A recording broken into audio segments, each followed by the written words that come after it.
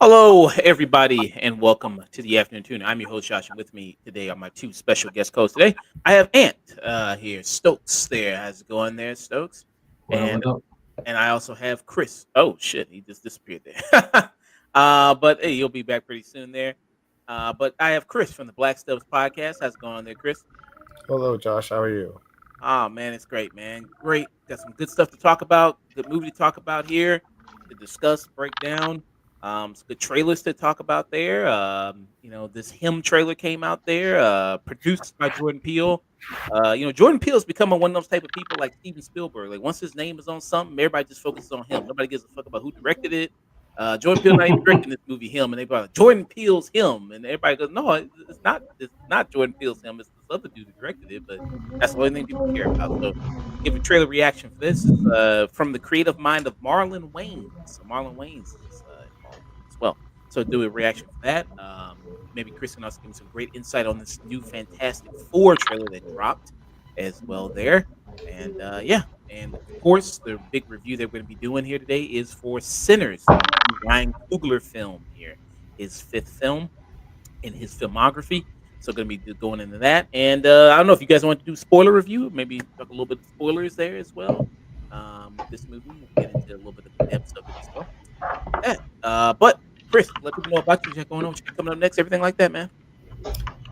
Yes, I am Chris, and you can follow the Black Clubs on Instagram and TikTok. I think is this your computer there, folks? Is it? Something. Sorry, my bad. I was sharing the picture for myself. Okay, yeah. Something's like clicking. Okay, but it's something like clicking loud. I don't know if it's on my phone. Okay, it's quieter now. Somebody have something on? Like, mute yourself there, Chris.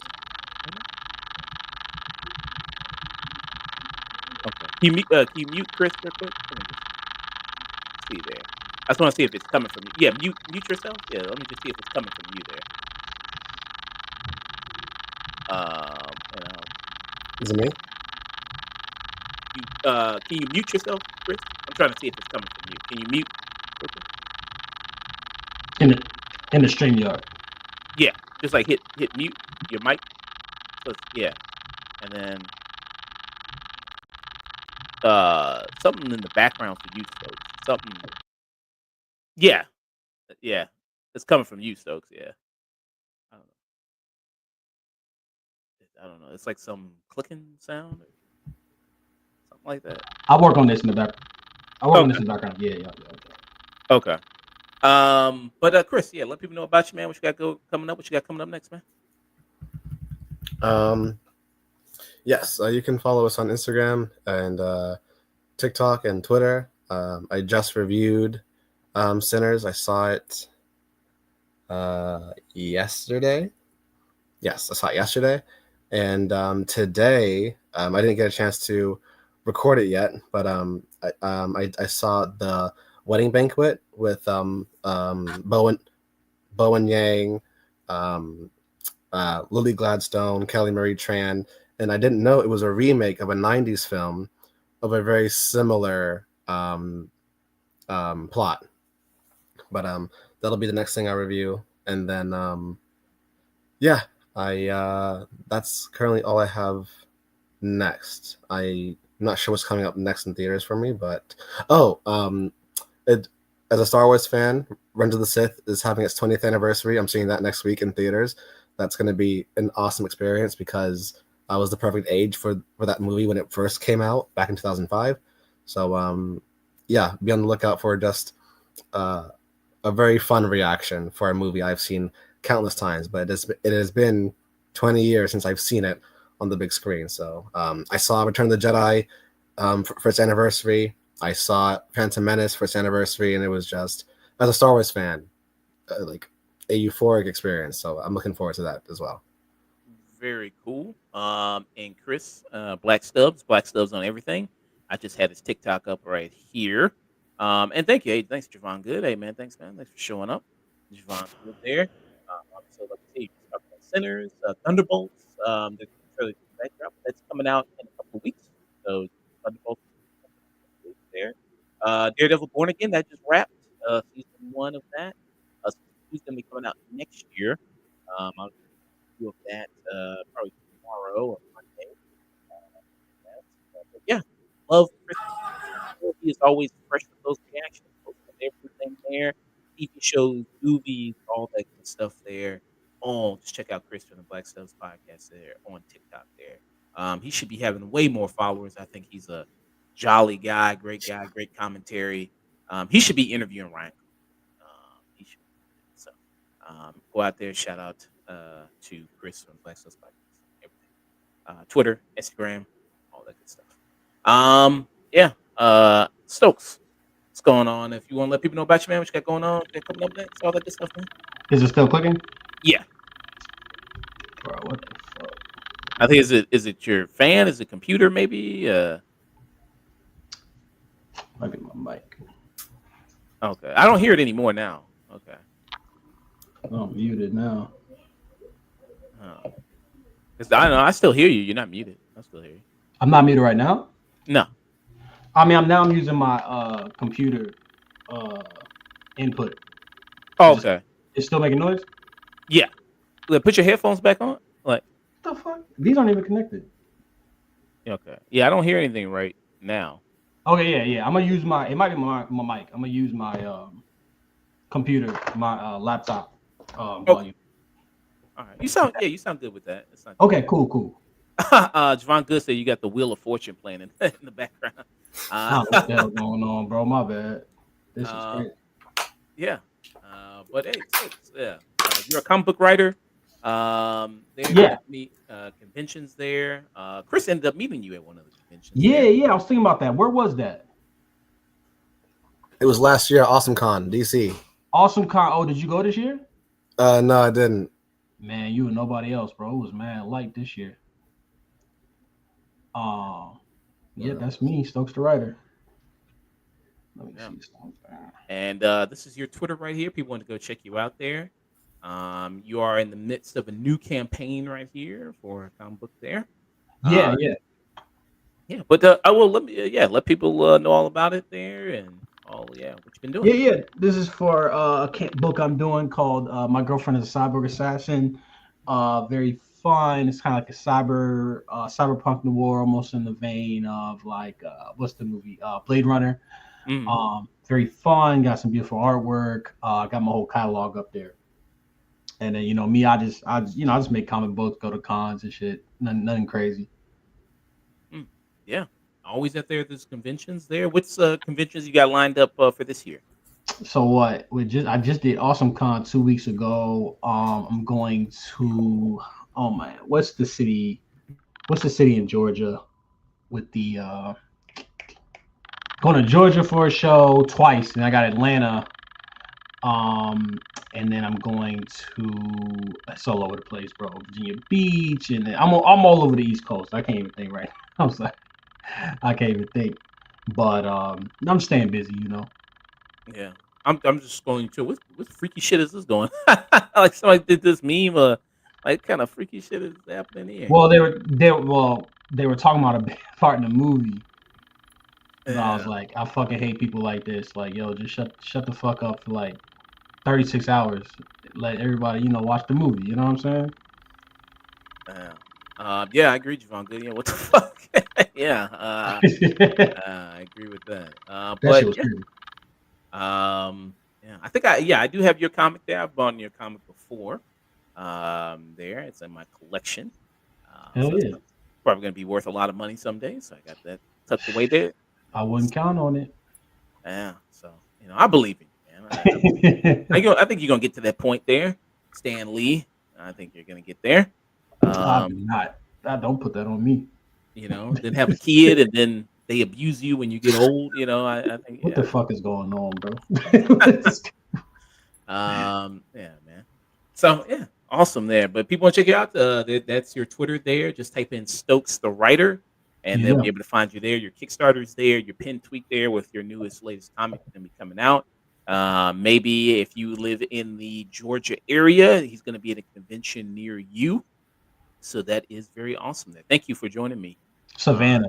That's what I was thinking. Savannah, Georgia. I got a show. okay, Savannah. Yeah. Which is bigger, Atlanta or Savannah? Atlanta, I'm sure.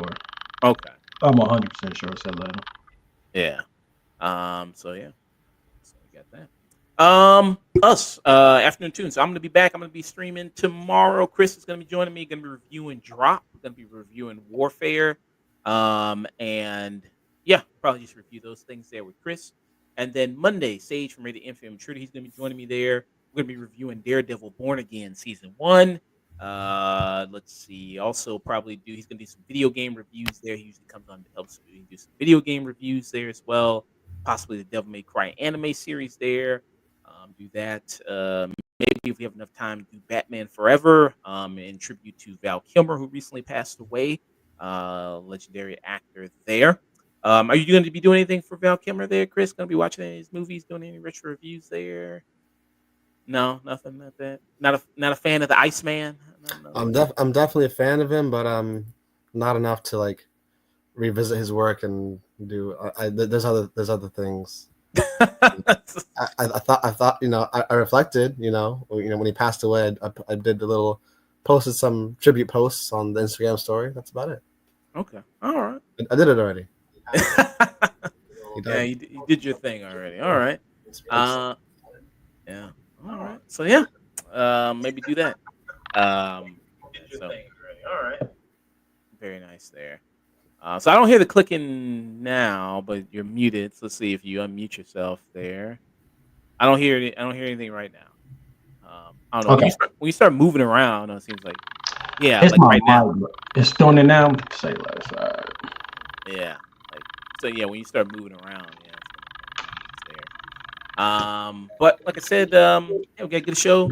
Doing this review for Sinners, then these trailer reactions, and then that's it. And then I'll go ahead and raid somebody as I always do after this. Some good people on right now. Lucky Dog Podcast is on right now, playing that Fortnite. Let's see, Mini Portable's on. I think it's the start of WrestleMania. I think it's tonight. I think right or tomorrow. Oh yeah, it is. It's night 1 of WrestleMania. You gonna be watching WrestleMania there? I think Stokes, aren't you a wrestling guy? I love wrestling. Yeah. I like wrestling. I won't be watching tonight. No, it's late on the East Coast. Oh, okay. But, yeah. Oh, right there. But yeah, me Portable there, wrestling content creator. So she's watching WrestleMania night 1.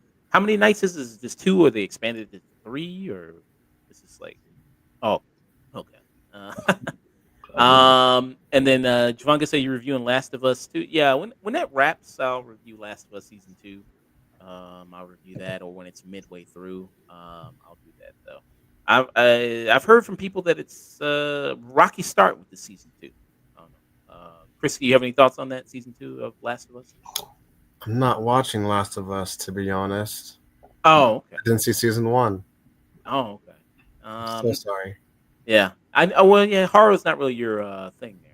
But I saw Sinners. You did see Sinners. Yeah, you did see that. So that's what counts there. Yeah. But season 1's great. Drunka said, yeah, missing out this. I thought season Yeah, 1 like I watched the episode with the couple and I thought it was incredible, but immediately after that it fell off. I don't know why. I thought that was great, and maybe it was just that was so good it went back to the normal stuff. I was like, but I'm also not surprised that the season 2 is off to a rough start. Like, this is just the reality of doing a video game adaptation, or really even any fictional adaptation is like the voice actor can look independent of the character, and it's just kind of like, why would you? I would have waited like 8 years before season 1 and 2. Like, I would have let the actress age up, but that's just me. I don't know. I don't think aging up. I don't waiting that time. She's just got that Haley Joel Osment kind of thing. That's going also on. true. That's also possible too. Yeah. permanent baby face. Yeah, so It's mine. um, it's got that. All right, let's get into this review here. Let's do it. So let's cue. I'm going to cue up my notes on this, and we go ahead and get started here. Review Sinners. Very nice there. Do, do, do, do, do, do. Good old We're Sinners. doing Sinners first, and then we're doing the trailers. Yeah. Okay. Yeah, do Sinners first. Okay. All right. So our first review of the day is going to be for the film Sinners. Sinners is the fifth film from Ryan Coogler. Ryan Coogler, people know him from such movies as Black Panther, Creed, Fruitvale Station. There, and he's this movie here is a little bit different turn from what we normally seen from Ryan Coogler. Here, it takes place in 1930s Mississippi. Here, following two twins who are gangsters, both played by Michael B. Jordan. Here in 1930s Mississippi. It is what we call more of a Southern Gothic horror type tale that you have here going on here. I don't know how much of a spoiler it is to say who the enemy is in here, who the person, because some people may not know they're who the main person they're going against. Some people watch the trailer and go like, "Oh, I didn't know that this villain was going to be in it in this film here." But you do have an antagonist that kind of comes in here in the film, and it kind of takes place over the course of basically one day that you have here, where these characters have a juke joint, which is basically just like a club, and they have to survive over the night this onslaught of creatures that are coming to attack them during this here. So that's kind of the setup you have of this film, Sinners. And I'll pass around, get you guys' thoughts on this. Chris, what are your thoughts on Sinners? If I'm not mistaken, this is sorry, Ryan Coogler's first original story since Fruitvale Station. Because after Fruitvale Station, he did the Rocky franchise with Creed. He did the MCU with Black Panther twice. And now, once again, but last time he was in this position, he wasn't Ryan Coogler. Fruitvale was his first kind of claim to fame that got him Creed. So to see him now here with Black Panther behind him, Creed behind him, and he's showing what he is truly capable of. He can play with different genres. He can add soul. He can add depth. He can take something that we've seen before and add to it. He can capitalize on it. He can include his own cultural background. He can include what he knows about his history. And it's $90 million and 2 hours long, like 2.5 hours long. Just great vision, great artistic choices. Everyone's talking about that one scene in particular. I'm going to try to talk about the film without spoiling it, but I will admit there was a trailer that did. The second trailer is spoiler. We do see that Haley does get bit, and there's others who get bit. Like the trailers show you who gets bit. So, I personally really enjoyed it. Yeah, that was great. Stokes, Wait, so is this a spoiler free or spoiler? spoiler free. Oh shit! I thought. Oh, okay. Where I'll copy. All right. Yeah. So glad I knew that. I thought it was spoiler, but yeah. I mean, you hit the nail on the head. For me, I have a lot of thoughts. The sequence in question, I think, is for me one of the best movie scenes I've ever seen in my life. In terms of where it's put in the film, the execution of it was perfect. I think about the concept of spectacle. I got Nope in my head, thinking about spectacle. Now, no, I'm thinking about the Deadpool 3 scene. Because these scenes are pretty similar if you look at them, the way they're structured, like in the way that they build and stuff like that. And that Deadpool 3 side, like one shot take scene was so vapid. It had nothing going on. It was so empty. And this is like rich. Every single second builds upon it. I was really moved. I started crying. I was really, to me, that is right now the best movie scene I've ever seen in my life. This is one of the best soundtracks I've ever heard in my life. For sure. I mean, Ludwig is a genius, and they've even worked in multiple music genres, all throughout the movie. That was insane. Um, this is one of the best movies I've seen this I would say this decade for sure. To me, it's this everything everywhere all at once, and those are the would be in contest, in contest for the best movies of the decade.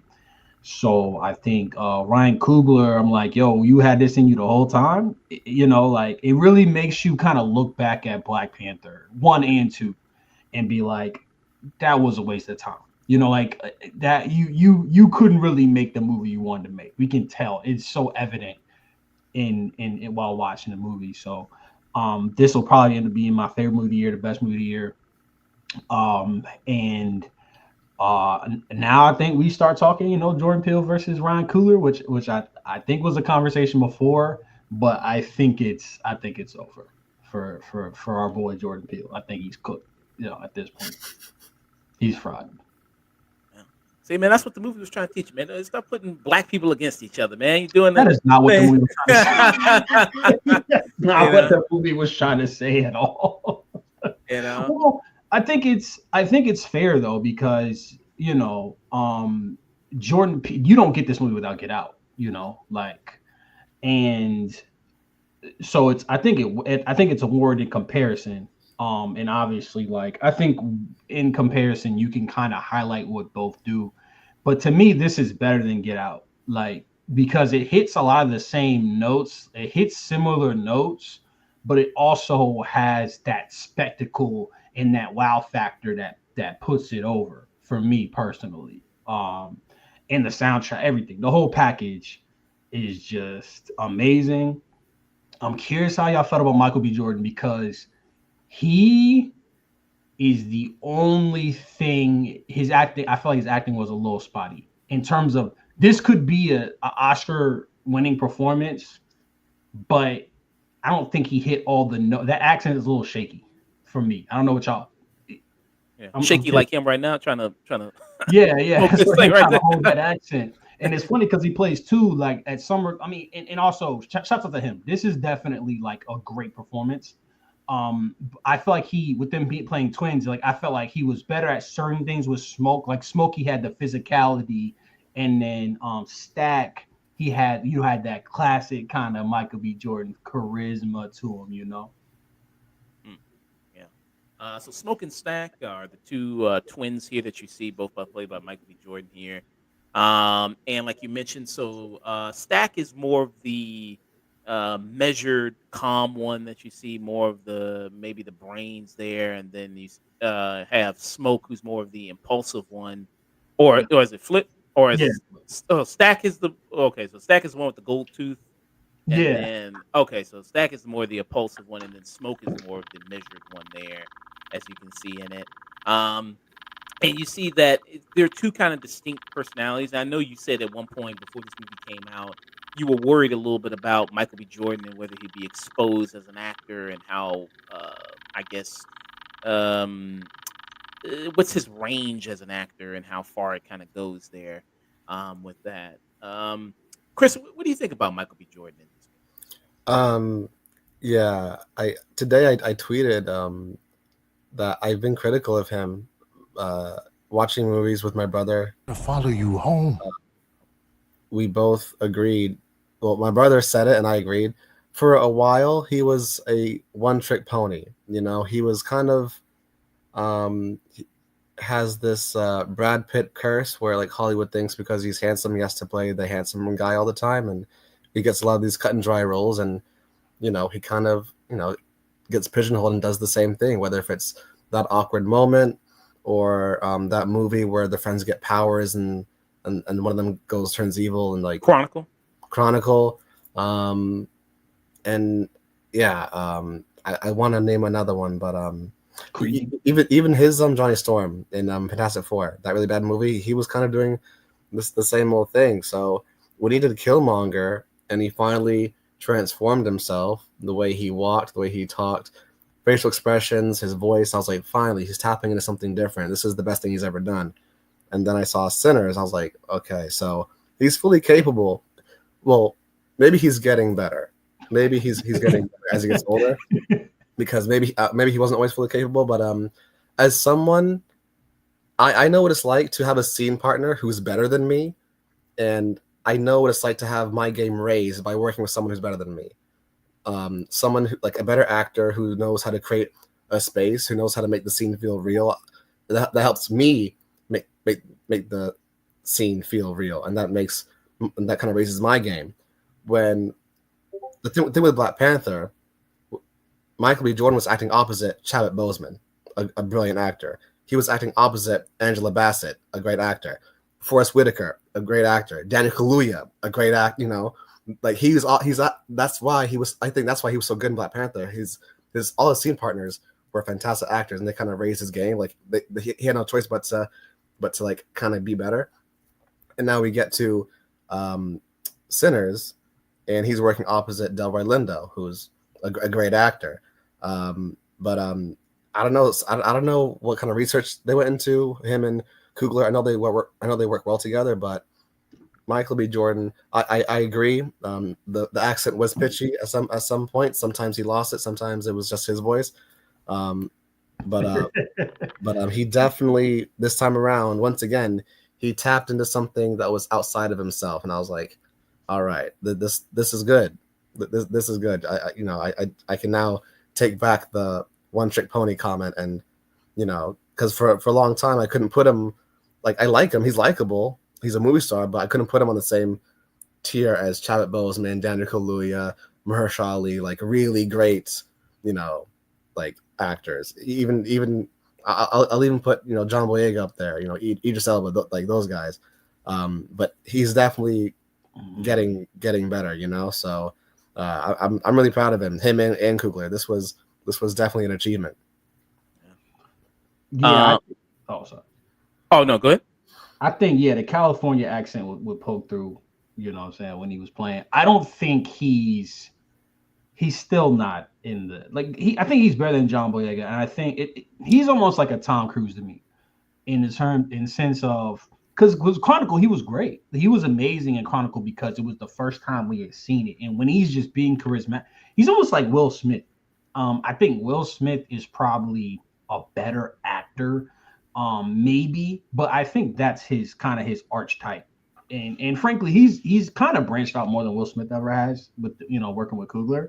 But I think that's in the conversation he's in. But like when it comes to being charismatic and having physicality, he's phenomenal.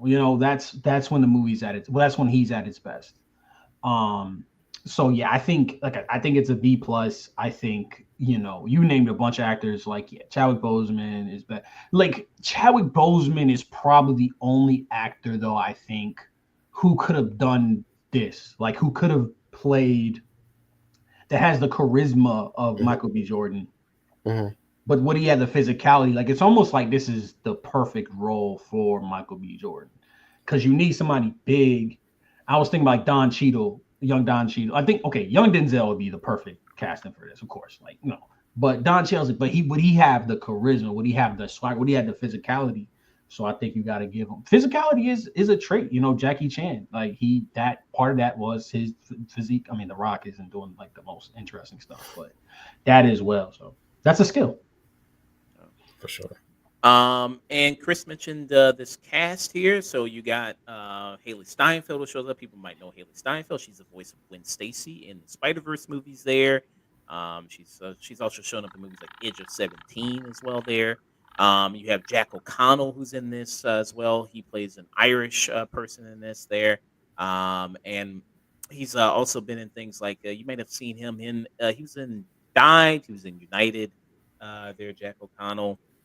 You mentioned Delroy Lindo there, legendary actor there. The Five Bloods is something he was in. You have Wumi Mosoku there. She was from Loki there. She was in that. She part of the TVA in that show. So really, really great cam. Omar Benson Miller there. A lot of black millennial kids will know him. He's been in tons of stuff there as well, especially as a kid actor all the way up until now. Really, really there. But yeah, you have him in this as well. So yeah, really great cast you have in this movie there, and everybody I think plays their role really well there. And also, you mentioned the soundtrack and how much music kind of plays into this, and how that kind of is woven into this as well. And kind of this, when I started off by saying it's this southern kind of gothic type tale, you have this kind of folklore that's brought in here, this mythology, this lore as well, with this associated with the roots of this region of the South and of being in Mississippi there that you have kind of come in. And this is a really great scene where you have the character Sam. He's played by Miles Canton, and this is his acting debut, by the way, for this young actor there. And this is a scene where he's playing the guitar, and then it turns Do into you want to spoil this? I would let people. oh, let people watch that. Okay, so Yeah, yeah, for sure. Yeah, for sure. but it's a great sequence there of how it connects everything there, past, future, present, which it's a really great scene there, and yeah, I thought that was kind of really well done, and how that's kind of used there as well. Yeah, and the way this movie is shot, and Ryan Coogler also has made a big point with this movie coming out of it being shot in these IMAX cameras, these special cameras for this movie. I did see it in IMAX. Did you guys see it in IMAX? It was like Regal, like bootleg. It was like RPX or whatever. I guess like it was. It looked like a big screen to me. You know. Okay. What about you, Chris? Did you end up seeing an IMAX? I want to see it in IMAX. I just saw it like in a regular theater. Yeah. Okay. Wow. Yeah. But seeing it in IMAX, I recommend people, if people want to trying. spend extra money there. I recommend, if you are going to see it, do see it in IMAX. There, you really get to see the full glory of this movie and the way it kind of looks there. With this. So yeah, I also want I also want to see Warfare again, but in IMAX, because that show of force moment, and I don't know if anyone has seen Warfare, but yeah, that's also would be a good IMAX movie. I'll see that tomorrow. I'll see that tomorrow there. You'll know what I mean when I say show of force. Okay. Cover your ears. Okay. Yeah. So yeah, do you all think that this is Ryan Coogler's best film? Yeah. Yeah. Wow. Yeah, kind of easily. Wow. Kind of easily. It's not he's not shackled to a franchise, and he's free. He had creative control. He did whatever he wanted to do, and it shows. Like, I'm watching The Studio on Apple TV, the Seth Rogen show. I don't think he got any notes. I think he was free to do whatever the fuck he wanted to do, and it shows. This was great. People are loving it. It's got an A cinema score. It's close to 100% on Rotten Tomatoes. It's got like a 98, 99%, something like that. So it's super high rating. It's the highest, I think, rating he's had in his career there. I don't say this lightly. I do not say this lightly. The only reason you could not like this movie is if you're racist. There's no way. It literally, like, I'm like, it is so well done, and I know I'm like, you're not even calling it woke yet. Like, it's that good. Like, so it's like, yeah, if you don't fuck with this, you low key racist, bro. Like, for option.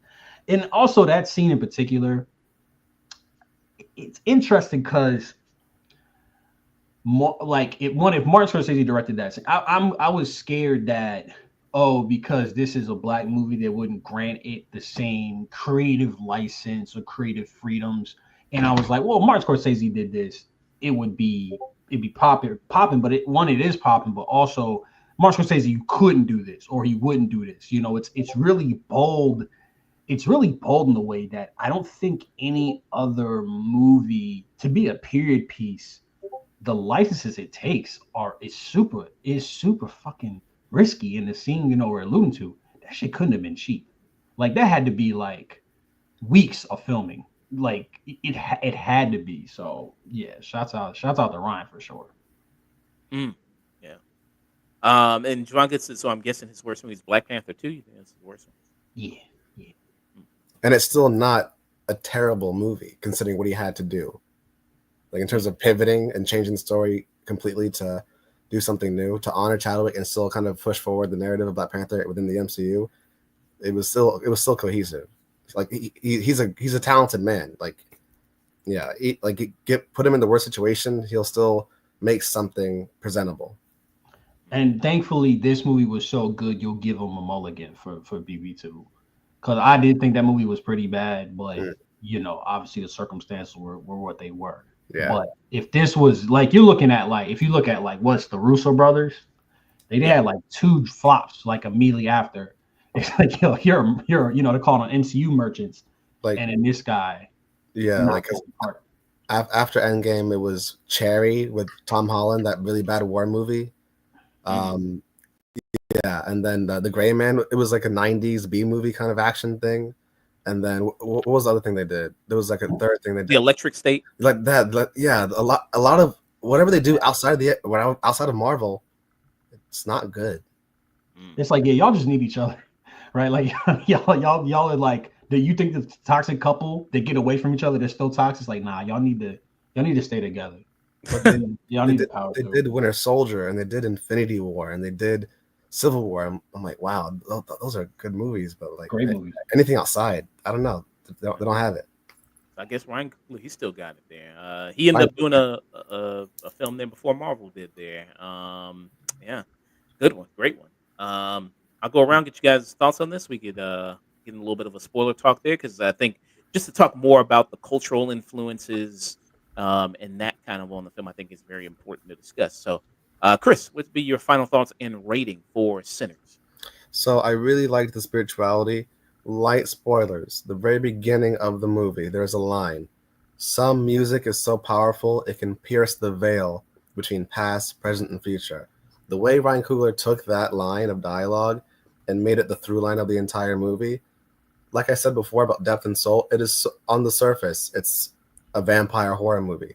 It's watching the film. That's not what it's about. It's about community, and it's about celebrating the blues. It's celebrating the power of music, because there was this, again, no spoilers, but there's a scene where the antagonist, the monsters, start singing, and I forget they're the bad guys for a second. That's the power of music, because I was like, why am I enjoying this? They're the bad guys. Why am I tapping my foot and bobbing my head? Because I like that song. That's why.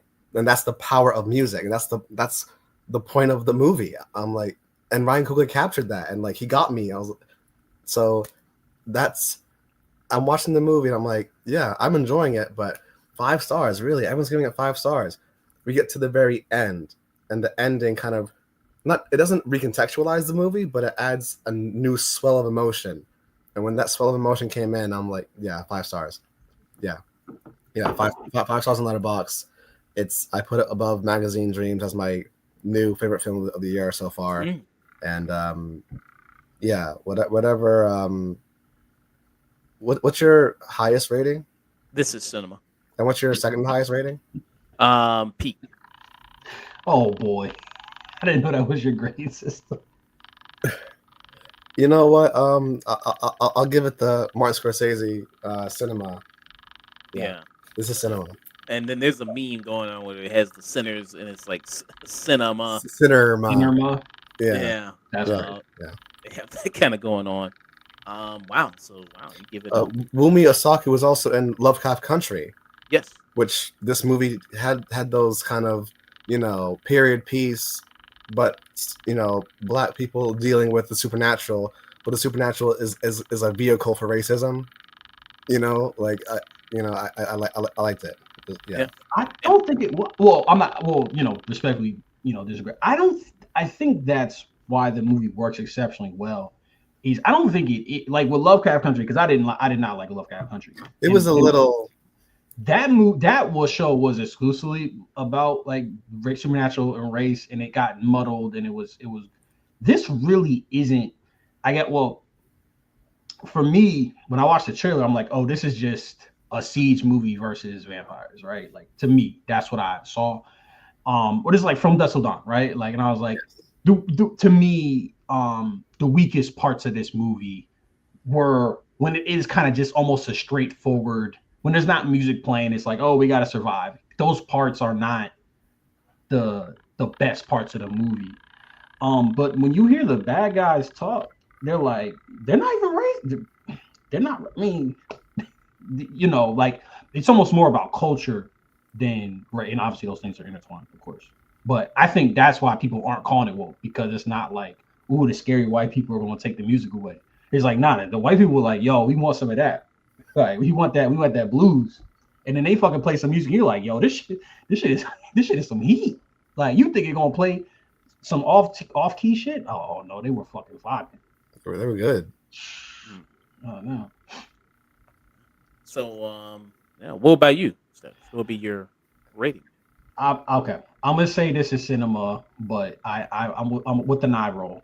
Uh, uh, I was thinking about this. They call everything this is cinema, and then you get video games that play like movies and stuff like that. But I'll say it's this is cinema. If I had a number grade, I think what is stopping this from being like in the conversation for me for best movie of all time is those spots with the where Michael B. Jordan's a little shaky, you know what I'm saying? Like where the California creeps out a little bit. And some of it is also like there's a part in the action scene towards the end. We know there's 6 characters, like or so characters. There's a finite amount of characters, and then somebody gets eaten by a vampire, and you're like, well, it can't be. There's only so many people in this room, right? And it's like that's just a random guy, like that. It felt very like okay, this is still kind of a little shaky, but this is like almost nitpicking. Like, but once a movie is the best of all time, you start to nitpick. So I said to say I think it's a 9.2 out of 10. I would say. I think it's phenomenal. I think it's one of the best movies of the year. Well, it's still early. This is one of the best movies of the decade. The soundtrack is great. I'm gonna recommend everybody. And I think what like everything all at once, and this kind of a similar thing where it's like, whereas that movie was exposing me to a different culture. This one is like, oh no, this is I'm not from Mississippi. I would not go fucking 500 miles within Mississippi, but like the blues, and then not only do they have that element, they quadruple down, they quintuple down on that. So I like it's like almost like yeah, I gotta give this a high grade. And I don't know, I know people like to me it's like Oppenheimer, everything, everywhere, all at once, and this as far as like the best movies like the last 5, 6, 7, 8 years, and Oppenheimer would be a 3 for me personally. So, wow, hats off. Oh, high praise from both Chris and Ant there with Cynic. Pretty too. Yeah. Yeah, and I got to follow suit with that. I also think this is an amazing movie. This was one of my most anticipated movies of 2025. I was highly looking forward to it to see what Ryan Coogler would do with this movie here. And what was going to go on, and I wasn't disappointed in it. Love the look of this movie, love the performances in this movie, love the soundtrack of this film. Ludwig Göransson, who's again proving why he's one of the best composers of today in film. There, up there with people like Hans Zimmer or Danny Elfman. Absolutely amazing work. He also was with Ryan Coogler when he did Black Panther. I love the score with Black Panther as well. I think that's Creed too, and also Creed there. So yeah, very awesome work from Ludwig Göransson there. Does he already has an Oscar, doesn't he? Or yeah, I think he already has one. Can I just say real quick that the fact that all these are different genres, right? Like these are all completely. I mean, there is a through line, of course, but these are all like Creed was like rap music, Black Panther was like more African, and then this is like blues. It's like Ludwig and to me, Atticus Ross and who's the dude that from Nine Inch Nails? Those got two guys. Trent Reznor. Trent Reznor and Atticus Ross, and then Ludwig to me are pushing Hans Zimmer. They're closing in, and I think it's just the versatility that they show. When Soul came out and they made a jazz soundtrack, what can't these guys do? So shouts out to Ludwig, of course. Yeah. So I think that's really amazing there. Yeah. So I absolutely recommend if you're going to go see this movie, see it in IMAX there. I think you'll be highly rewarded for seeing it in IMAX. With that, for people who do have that option and it is available to them. Is this Ryan Coogler's best film? Looking at his filmography there, I would say yes. Maybe it is his best film there. So I kind of give it. Should I give it a This Is Cinema? Should I give it a high peak? Yeah, sure. Why not? I'll give it This Is Cinema. My first This Is Cinema of the year there for me with Sinners 2025. So This Is Cinema's all around. Did anyone else see Magazine Dreams, Jonathan Majors? I did see that, and I loved it. It's no longer playing in theaters. It grossed $1 million. Wow. Okay. Why? Why y'all think that was? Nah, I'm just Yeah. kidding. Sorry. Uh, Ignore me, please. They made like 1 million and some change. he's fantastic in the movie. I It's a mean, great film. he's It's a fantastic. great film. He's awesome, and it's very modern day Taxi Driver. But man, the controversy surrounding everything. Yeah. Maybe he needed some Joker makeup. Some Joker makeup, he probably would have done. Probably done better. But yeah, I do love it. All right, so just to discuss a little spoiler talk here, get into some things. So if people have not seen the movie, it's gonna be just a little bit of a light spoiler talk there about it, just to get more into the references and the cultural things that maybe Chris and the Ant watched. It's a movie I do want to see this again. So I'm gonna watch it again probably Monday and go to the theater again to go see it.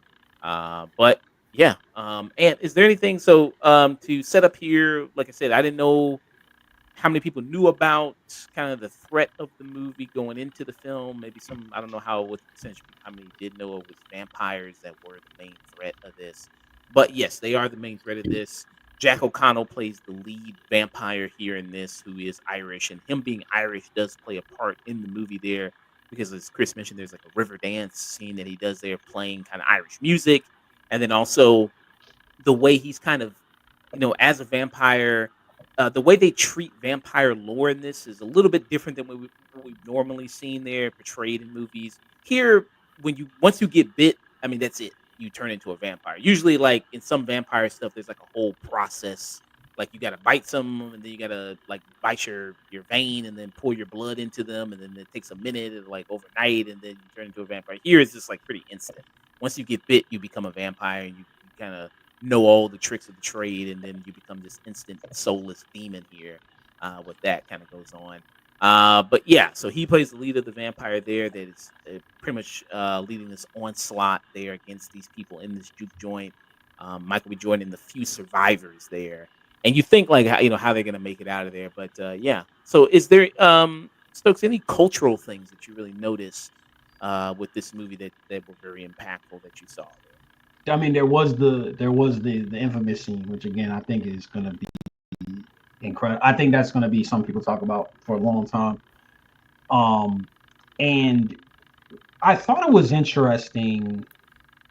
There was I'm going on a bit of a tangent. There was this guy FD Signifier who's a YouTuber. He's basically saying that when white people came over, they were Irish, they were Italian, they were Dutch, they were Eastern European or whatever, and everything kind of got flattened out. It became white. Like white isn't a nationality, you know.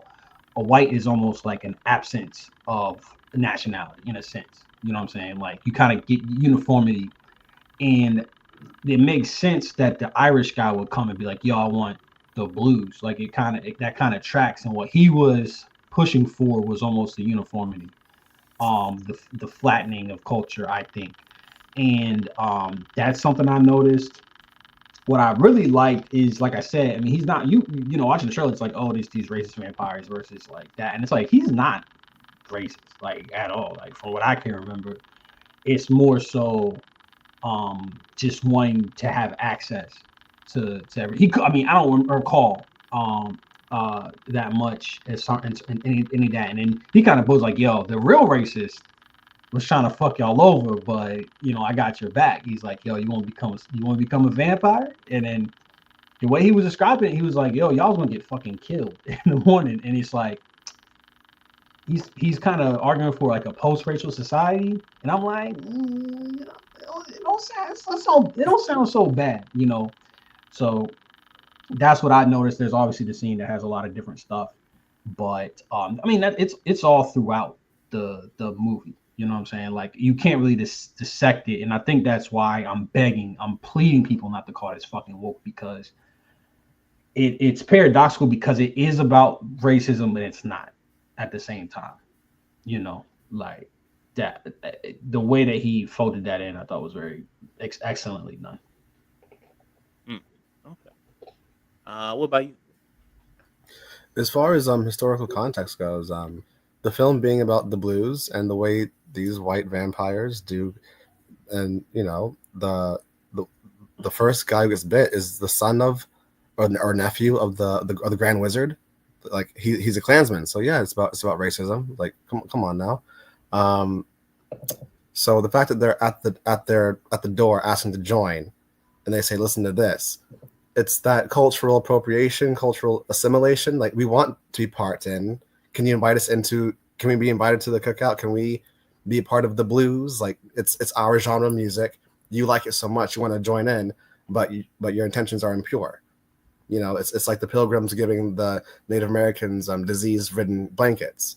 Like we want to join you, but like at what cost? We have to invite you in, which taps into that old school vampire lore. Vampires have to be invited in, or otherwise they cannot harm you.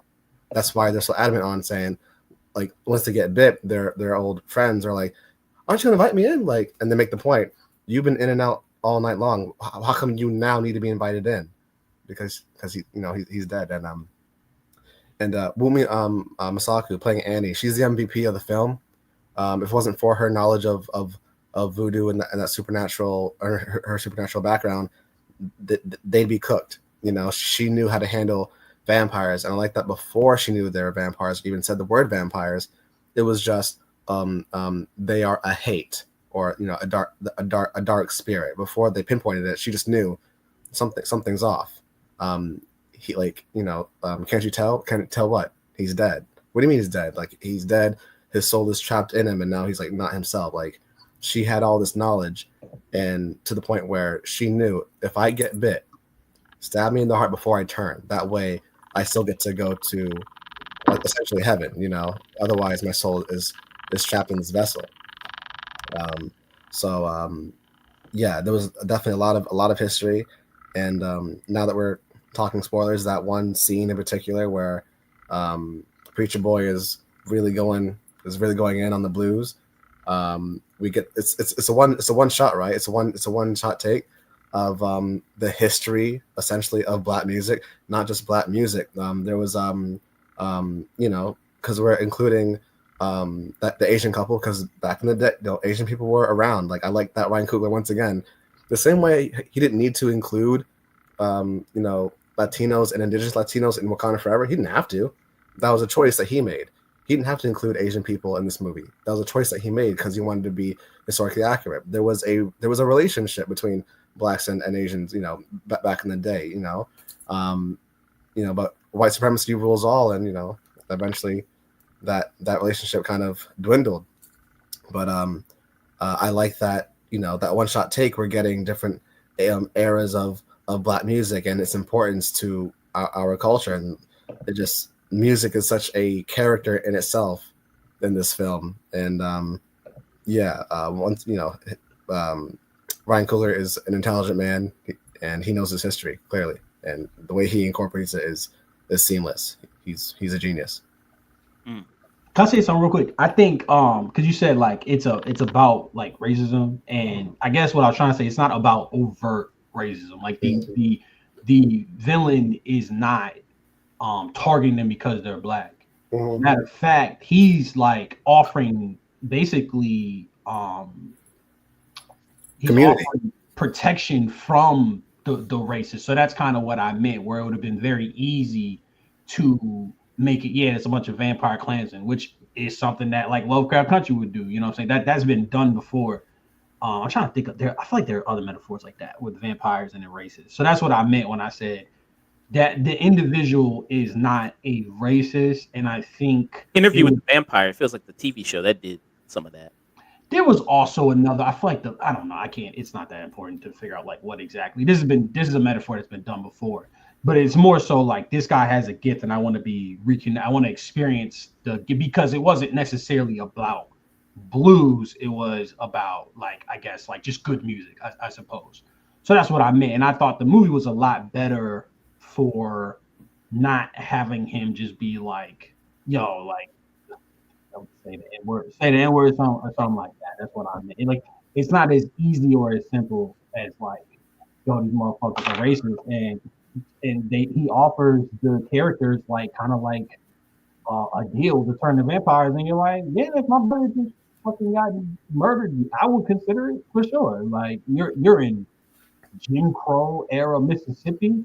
Yeah, I'm sure that fucking sounded good. Like, like so that's I just wanted to elaborate on what I meant in that terms, and I think that choice is going to make it so that people it's going to expose this, or I guess avoid alienating an audience.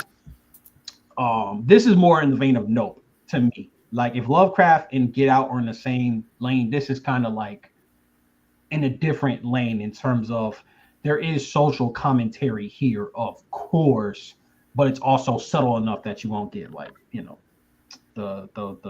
racists all riled up, Hmm. which is good because I want to fucking hear from them. So Yeah. good on Kugler for that, for sure. Yeah. And there's a lot. You mentioned we didn't mention her character there, but you have Lee Jun Lee there who plays Grace there. You mentioned she's part of the Asian couple. They're a husband and a wife. Then they also have a daughter. And you see the beginning of this movie. So very simple kind of thing of like it all kind of these two brothers who come into town. They're from Chicago. They were part of the hints that they were part of Al Capone's mob there about his outfit. They've come back to their hometown and like, hey, we got money, we got drugs, we got guns, we got Hooch. liquor, Yeah. yeah, hooch there, and we want to set up a juke joint here, make some money, set up a juke joint, and it's a lot of the first half of the movie is all about them recruiting people from the town to help set it up. The Asian couple, they go to them to make the sign. They go to Omar Benson so he can be the security guard for the place. You go, Delroy Lindow so he can play the music for the joint there, so he can be there. So all this, them recruiting all these kind of different people there to have this type of party, and then you have the guests of the party that come, people like Haley Steinfeld, me and Chris were discussing this. I think like so her grandfather was black. Grandfather, yeah. Grandfather was black, and then so she's part. So in the movie that they play into this movie of how she has a black parent, but obviously she's very white passing, and she's around a lot of black people. And she was really great in the movie. Haley Steinfeld, she was fantastic in the movie there. This one scene when she told somebody to get the fuck out of her face, she said that so quick, it was like it was funny as hell. The There, dialogue is amazing in this movie. For this to oh be yeah, written exclusively by Ryan Coogler, the dialogue and the writing is super tight. And I would find myself laughing a lot just because of the living. Like, yeah, get your ass out of my face. It'd be like almost in Atlanta where like people will speak like almost like it's like low hanging fruit in terms of humor, but it's executed so well that it's like it kind of keeps things moving really well. oh yeah. So I loved her in the movie there, and she's really plays the vixen really well in this. And God, people say Josh Allen gonna hold on to her a little bit more tighter now. You see that, and you see the press tour that they've been doing. Her and Michael B. Jordan, very different from her and Shamik Moore. I mean, flirting versus harassment. I mean, you see it right there. I mean, it's just like, damn. I mean, you see the stark difference. It's like, okay, so yeah. Shamik Moore don't look like Michael B. Jordan no more. There was a point where Shamik Moore was, he looked like me for. He looked, Yeah, man. But yeah, so yeah, you see that kind of going. So their press tour has also been really great for this movie as well, the promotion of it. So yeah, you see the chemistry, and so she's with that. Stack. She's with that brother there. So they have this history in the past, and that's really great. But the Asian you mentioned, yeah, the Asian representation here as well, they get kind of brought in there as well. And a lot of Asian people did have a great place in the country there, building railroads, especially during that kind of 19th century, 18th century there at the time. Asian people a part of America there and their place there and things, and how they kind of come in. There was something I saw circulating online there about her character Grace there. So there's a moment in the movie where she's the one that invites the vampires in, and people were saying that is a metaphor for there for like you were saying how you invite people in there and they kind of mess things up and they bring in other people uninvited. Did you think that's what that moment was supposed to represent, or Haley too, really? yeah. It could have, historically, the reason why Asian people nowadays feel the way they do about black folk is because of white supremacy, and their desire to be, and the desire for whiteness. It even means taking on their hateful ideology, and you can disagree if you want to, but it's sociological research. So, fuck you. Sorry, I was drinking earlier. Sorry, I'm drinking right now. Yeah. Is that what you think that moment's supposed to represent there, Ant, with Lee Jun Lee's character there, Grace? And this is when the Jordan Peele-ness kind of comes in a good way, because Jordan Peele will leave like breadcrumbs, right? So it's like you can take it that way if you want. Like her and Haley are essentially the two that fuck things up, like it. But I think where this movie did good is that they don't do too. There is a point where I think smoke is on the ground outside. I was like, nigga, if you don't get back in this, bro, you would have caught. Yo, they had to drag somebody out, bro. I would have tossed him out from fucking from the door, bro. Um, I think you could look at it like that. I wouldn't personally, because I think it's not. I think it's about communion, and I don't think so. But the actual execution of how that happened was good. I mean, they gave. It's like almost like hanging a lampshade. Like if you gotta have a character do a stupid thing, the way that they executed was very well, and in a way that you could like almost miss it. You know what I'm saying? Like the way that it happened. So, but this is again, this is like we're in a Reddit era. So all these little East, no, I mean it's not an Easter egg. This ain't like what I'm saying, fucking, uh, you know, Captain holding Thor's shield or whatever. But Easter egg in the sense of something for the audience to recognize. Um, yeah, I didn't agree. I thought she was completely justified in how she felt, honestly. Like, and it's, bro, She's a mother, and they threatened her child. this motherfucker spoke to her in Mandarin, bro. That's insane. Which That we didn't talk about the shared conscious that messed thing. with her head. That's fucking crazy. He said she's gonna eat her pussy in goddamn Mandarin. That's insane, bro. And like, yeah, and then she had a good point. It's like, yo, like, yeah, we can wait until sun up, but what is that gonna mean? Oh, some we didn't talk about, bro, because the way they introduced it, and this villain is incredible. Chef's kiss. This is how you do a villain. I don't know why they don't structure Marvel villains like this. Like, okay, the first hour and a half, you don't introduce this guy until halfway through basically the second part of the movie, but they characterize him so well. Like he's running. They got the motherfucking Native Americans. They're like, yo, I hope you didn't let that motherfucker in. They're like, all right. Their sun starts to go down. They're like, yo, fuck. They're like, yo, there are Indians for miles.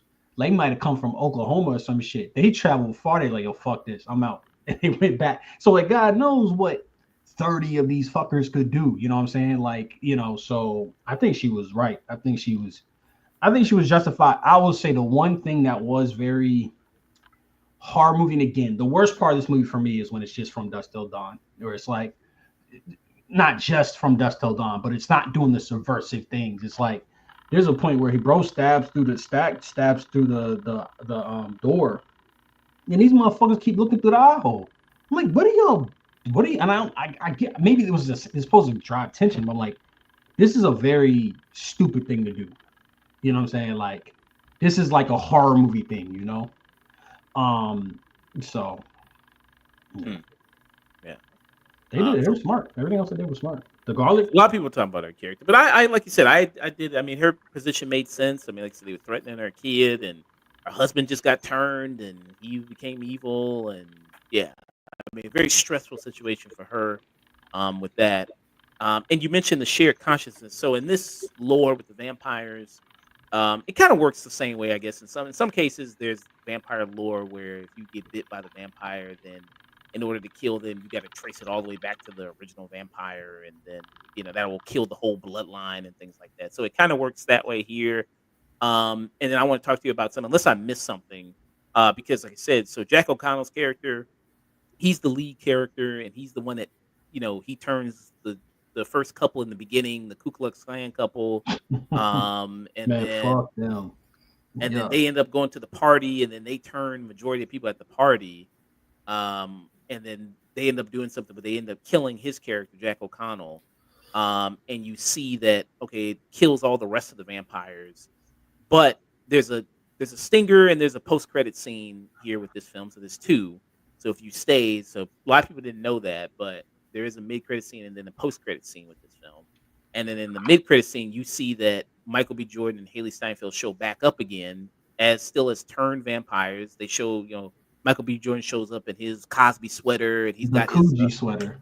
Coogee sweater there. He's got his kid and play haircut. 1992. It's 1992. Haley It's not Steinfeld. it's not kid. So we can't watch this movie that has a lot of cultural significance. He does. It's not a quit and play. It's got the chunk missing. Didn't Play have that? It was Or like a high top. no, but the other one didn't. The other one have that look? Nah. Did he? Okay, maybe I misremember. Okay, so there you got that, and then Haley Steinfeld showed up looking like Cardi B from the Finesse music video. There you got that. And so they survived. So my question is, how did they survive? Um, Well, that was never a thing where you kill the main vampire. They say it like if you get turned, that's it. They didn't die at the same time because they felt the because of the silver. They felt that, but they died because the sun came out. oh, they did. Okay, so that didn't. So they didn't die because he died. They just died because of the sun. I just got fucking smoked. That's why I guess what's her name ran off, and then I guess Michael B. Jordan was in the damn shed. He was in the club. Can I say? I need to say. Can I say two things real quick? Okay. They are setting up from this fucking party. You're like, yo, up to a certain point, this would be the greatest fucking party you would ever have been to, bro. They got beer. They playing call. You're like, yo, this shit is lit. And you're watching like, damn, bro. Oh, these vampires gonna come up, fuck it up, bro. Also, young, this is Mississippi. There's a scene where old boy goes down on. Oh, you better than me, bro. Mississippi in the 30s. She said I walked over here. You know that bitch was salty, bro. You know his blood pressure went up. That's the two thoughts I had, bro. That shit was crazy. That party was fun, and I know he needed a glass of water after that. Very sexual movie. Very sexual It movie. is. It's a very horny movie. The movie was horny, man. A lot of beautiful women in here. Bro, everybody in this cast was great, and there was a lot of beautiful people in the movie. I don't know the Asian lady's name. She was beautiful. I don't know anybody's name except Haley Steinfeld. Unfortunately, she came in from like the 90s out. I was like, oh my god, you want to talk about peak? The woman who played the mayor in the Batman, she was in this. Jamie Lawson. She's in this. She was the love interest for Preacher Boy. Yeah, Preacher Boy. She was gorgeous. She was awesome. She looked Yeah. amazing. How was Delroy Lindo? He was amazing as always. Fantastic. Delroy, I mean, He was he's hilarious. fantastic. He's kind of the comedic relief of the movie, I guess you could say. Because he's like the drunk, and he kind of comes in, and there's a scene where he says he shit himself, which obviously, I mean, hell, I mean, who can blame him? After That's that, a completely reasonable thing to. Almost got bit. yeah. So, and he has a great heroic moment in this as well. I thought he was gonna blow some shit up. He just died. I thought he was gonna light something on fire. He just fucking died. I was like, all right, man, all right, bro, all right.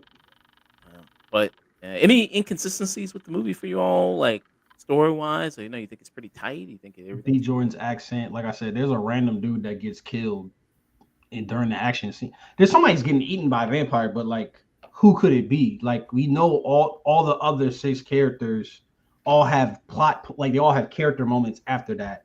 So who the fuck was that 7th guy that just got eaten on the floor? Like that shit was crazy. I mean, like I said, I'll keep saying it. When this is just a regular horror movie, this movie is not as compelling. Like they're fighting these vampires. It should be 40-6, and they're holding their ground. I know Michael B. Jordan is a fucking soldier, but what you got like a store. She had a badass moment. The Asian lady had a fucking amazing moment. That shit was crazy. It's like a couple singers, like a drunk. And like, yeah, they was holding their own. Like that part I definitely think is crazy. And also there's beats where it's like, hey, make sure I don't turn. It's like, all right, well, there's only so many ways this can play out, right? So that the movie did become predictable at a point. I didn't expect, so that would be the only thing. I think the way that they do the lore is super creative, and even the way that they stick to the vampire thing. Like there's a kid that's like, yo, let me in, and they're like, what the fuck? And it'd be very easy for them to like let him in at some point, or they really, I felt like there were spots where he had a lot of discipline. You don't see somebody get bitten. I think it's until Michael B. Jordan, like 2 hours in the movie, and two other people got gotten changed by that. I thought that was. You see that old boy lift in the air. Yo, that scared. Yeah. I mean, when Haley getting bit, that was scary because she pulled the gun when she saw the ice color change. She was like, she backed away. She turned her back, started walking. He started walking. I was like, is he gonna like chase her down? No, worse. I was like, oh, and then it cuts away. I would have shot that fucking gun in the air, bro. I'm like, yo, come help me. That motherfucker was drooling, bro. That motherfucker, yo, and I don't know what that Irish music that was playing outside, bro. It was incredible. Like it was like, yo, I want to go to Ireland. Y'all getting down like this? It's like, oh my god. It's kind of like for me, the first like 80% of this movie are amazing, and then there's like kind of like the climaxy bit, and then after that is really good. So it's almost like 90% of this movie to me is brilliant, and then there's like the 10% where it's like, okay, like I know there was no studio interference, but it kind of felt like it, you know, like you gotta have your climax, but it didn't feel as inspired, I guess, as the rest of the movie. But movie's doing really well. Box office wise, I think the previews on it have been 19.2 million so far this Friday. So that's pretty good, especially for it's an original movie. A lot of people been craving original films. Hey, you got an original film. It's better than going seeing Minecraft or something like that. So go see Sinners in theaters. People always say like, yo, you need to support original movies. And I've seen some really good original movies. I saw the TV Globe was good. You know what I'm saying? Like Love's Light Speeding was good. This is good. But it's like, y'all are missing, like, the movie has to look good. Like, why the fuck would I go to see an original movie and I got, like, Disney Plus at the crib? I can watch Infinity War. So this movie delivered on being original and looking good, you know? And he had, like, the video with the film size, the aspect ratio. Mm. That was incredible. That's probably the best piece of marketing this century. Like, that shit was incredible. Yeah, that 10-minute clip of Coogler talking about like film and like the different varieties, that was incredible. Like that was a great education for anyone who like did not know. And because it's him, he makes it accessible, you know. He and code switch. Yeah, it doesn't feel this was amazing. It didn't feel like, you know, we're being talked down to. This is someone this is a passionate artist. He sounded like E42. He said it's hard to get not to get emotional about this. Oh no! That's that accent, bro. It's strong as thick, man. That California accent is all throughout this damn movie, bro. But yeah, and the holes on the side is called perforations. Yeah. So that's out the Cougar, bro. That made me want to. And I was worried. I was worried because I'm like, yo, because you know David Lynch and Nolan, they're big proponents of preservation. I'm like, yo, is this dude gonna get? Is this is cinema guys? Are they gonna show up? And it sounds like they are, and I respect that. I think it's a conversation. I was thinking about this because, like, to me, I think about like Friday versus Clerks a lot. To me, Friday is the far superior movie, and I think Gary Gray has a better filmography than Kevin Smith does as well. But they're not on the same, you know, we're talking Jordan Peele, Ryan Coogler, they're not on the same, they're not perceived at the same level. And it's almost like you have to make an audience, you have to make a black movie for white audiences. It has to have prestige to kind of get this kind of notoriety. Which is, I'm conflicted about that, you know, like the fact that to have a movie pop off, you really have to make white people happy. Like that's been the case for Get Out. That's been the case for a lot of these movies. But they're showing up. It's making money. He gets the film rights in 25 years, which is not a long time. He'll probably be like, what, 50, 60? And he'll own the rights to his movie. That's insane. Yeah. A lot of people talking about that deal. It's a pretty solid deal. I feel like I put some money in his pocket, like directly. This shit is lit.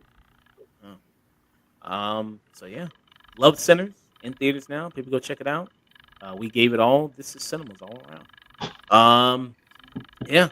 So, Stokes, let people know where they can find you, man. What you got going up? What you got coming up next, man? All that good stuff. Yeah, no, I got. I'm gonna be all over. I'm gonna be in Savannah, Georgia next month.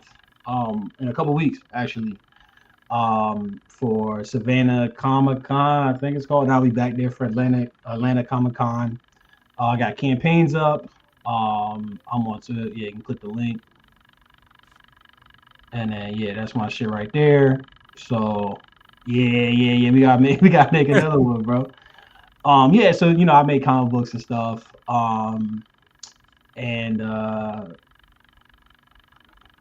don't know, bro. I hate talking about myself. I don't shit. I mean, I don't, but something about promo. It just made me like, yo, buy my book. It's cinema, absolute cinema. It's got some bunnies in it, like in Sinners. So if you like the bunnies, it's got some bunnies in it. So we hopping, bro. They hopping. Ain't got no Haley Steinfeld yet, but fingers crossed. So there you go. So, Fuck Josh Allen forever. You heard me? Oh, Stokes the writer on Twitter. Stokes the writer, basically on everything. Check him out. Make sure to put your links in the bio when I upload the video. Have a good one, man. All right, y'all. Good seeing you, boys. Y'all take care. Take care. Peace. All right. We're gonna do these trailer reactions real quick and head out of here, and then gonna raid somebody. The chill spot he's on right now, and he's very good. Double Toast is on. Cal is on right now, so very nice. All right. So this trailer for this teaser trailer for this new horror film produced by Jordan Peele called Him. Just dropped, I think a couple days ago. You got that kind of going on. So this is also from the creative mind of Marlon Wayans there. And it's directed by Justin Tippin. Is the one who actually directed this movie. So not Jordan Peele, Justin Tippin is the one who did that. He did a movie called Kicks there before. I have not seen that, but that was his other last movie. So have you already seen this trailer there, Chris? I did. For the first time, it played before Sinners came on. I was like, oh. Okay. I saw the poster, the football with the staples in it, and like blood's coming from the bottom of it. I saw the poster, but I haven't seen the trailer yet until I saw Sinners. I was like, oh, this is the Jordan Peele movie. But you're right, it's getting the Candyman effect where Nia DaCosta directed Candyman, but Jordan Peele produced it, so everyone called it Jordan Peele's doing Candyman. Like, no, Yeah. No, he's producing it. Nia DaCosta, who's very talented, and she did it. I personally enjoyed Candyman. I thought it was a smart, interesting, modern twist to make Candyman a conduit for every Black person who's been a victim of like brutality by the system. And anyone who was done wrong by the system and wrongfully killed, lost their lives to police brutality, is Candyman. Candyman is like the spirit of vengeance for Black people. Like, and I was like, okay, that's a new twist. But yeah, I saw this trailer for him, and it looks like it's an artist, but an athlete who is apparently obsessed. Under the tutelage of Marlon Wayans, he's obsessed with being the best. He's obsessed with perfection, and that makes me think of films like Black Swan and Whiplash and Magazine Dreams. When you're obsessed with something and you have tunnel vision for that goal, you can't see what's surrounding you when you're like heading in one direction. You can't see the damage you're causing to the people around you. But obviously, this is a horror movie. So it's going to be a lot darker than Black Swan, which already had like psychological thriller components. It's going to be darker than Whiplash, where Miles Teller was playing until his fingers were bleeding. It's going to be darker than Magazine Dreams. Like if you saw Magazine Dreams, what Jonathan Majors puts himself through just to make it as an amateur bodybuilder. This is going to be like that, but just a lot darker and, full, like probably turned all the way up on the horror spectrum. So I'm unfamiliar with the main young actor who's being Tyreek Withers is his name. Tyreek Withers. So we'll see. I know Marlon Wayans. Been a fan for years, like most of us, and this is new for him. This is not a parody. He is a horror movie. He's actually this is Oh, I know this actor. Yeah, he was in that. You remember that Atlanta episode where it was about the biracial kid? So he was that guy. Yeah, okay. it was in black and white, and Yeah. like at first he was leaning on his whiteness because it helps in society. But as soon as the scholarship people showed up, it's like only black kids. Everyone was like trying to get like the Indian kids were like getting waves and like wearing do-rags. Like everyone's trying to like prove their blackness to get this. And the guy was like, "You are white." I remember that now. Okay, that's him. Yeah. It's funny that he's in this. But yeah, like I was saying, it's funny because Marlon Wayne's, scary movie is a big part of his legacy, and this is a legit scary movie. And he's in the trailer. His performance looks crazy. His performance looks unhinged. So this will be something new for him. I believe it'll be something new for me seeing him do. I've never seen Marlon Wayne's do anything like this before, so I'm excited for him. Let's take a look at the trailer. Let's take a look. Do you want this? I said, do you want this? If you want to transcend the game, you have to dig deep. Your mind and your body have to be in sync. Talent is how hard you're willing to work. No days off. No sleep. Feels like a Gatorade commercial. It does. Yeah. We grind. I'm never good enough. I'm never good enough. All the way That's how until great people think. Oh, he's there? I was saying like all the way until and then it changes. CTE, that's the villain. That's the true villain of the movie. The villain. CTE. From producer. So you're gonna have to ask yourself, what am I willing to sacrifice? This ain't a fucking game, man. This is everything. Do you want this? What are you willing to sacrifice? You fucking say it! Say it! Say it! Everything!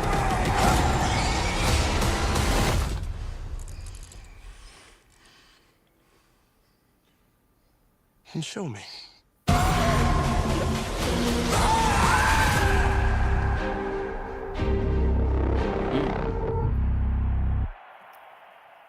Okay. September 19th there. Is when this is coming out.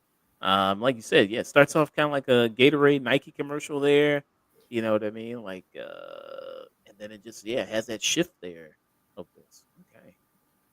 Looks interesting. I'm pumped for it. There. I don't know much of, like you said, Justin Tippett. I don't know much of his work there, but maybe he can knock it out of the park with this. I'm very curious about that last shot of this trailer is incredible. I love seeing it in theaters on the big screen before Sinners. The red was bright red, the white was blinding white, the darks had a lot of depth. So I'm curious if the film will have a black and white sequence that looks that captivating. I'm curious about the cinematography because this movie looks like it was shot beautifully. I like it when filmmakers aren't afraid to use color. This looks crazy. I believe Marlon Wayans is a retired professional who used to have it all, and he's trying to help this kid have the career or life he had. Like but again, at what cost? We see the trailer, we see what these young men are putting themselves through, the harm they're putting themselves through just to be great athletes. So it definitely has that what are you willing to do for perfection kind of thing. So it always makes me think of films I love, like Black Swan, Whiplash, and now Magazine Dreams, but it'll clearly be just a lot darker. So the premise here says a promising young and up and coming football player, played by Tyreek Withers, is invited to train at the isolated compound of a dynasty team's aging QB1. The legendary, almost retired quarterback, who's played by Marlon Wayans, there takes his protege on a blood-chilling journey into the inner sanctum of fame, power, and pursuit of excellence at any cost. Exactly. Yeah. Essentially. Yeah. Exactly. Okay. So It sounds good to me. I'm down. mm, I'm definitely down as well. So yeah. It's a premise that does sound familiar, but I've never seen it in the horror genre. So Any given Sunday, but a horror movie. yeah.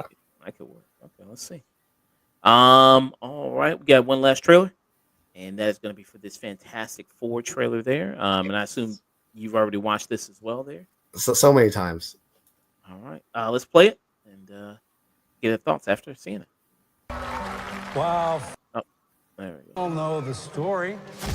4 brave astronauts head up into space and come back forever changed.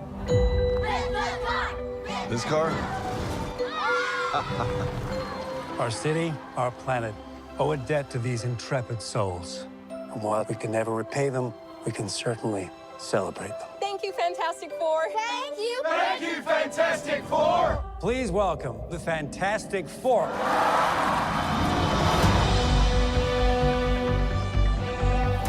Herbie, how's that sauce looking? Okay. That is fantastic. You're late. Oh, fantastic! Fantastic Four. Oh, okay. Give it.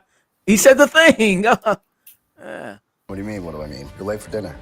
Yes, we are. You late? I just said that. Are you pregnant? What? You're gonna be the best mom in the world. And you are gonna be the best dad. Just kidding. You are out of your depth. We are gonna be the best uncles ever. We can do this. Nothing is going to change.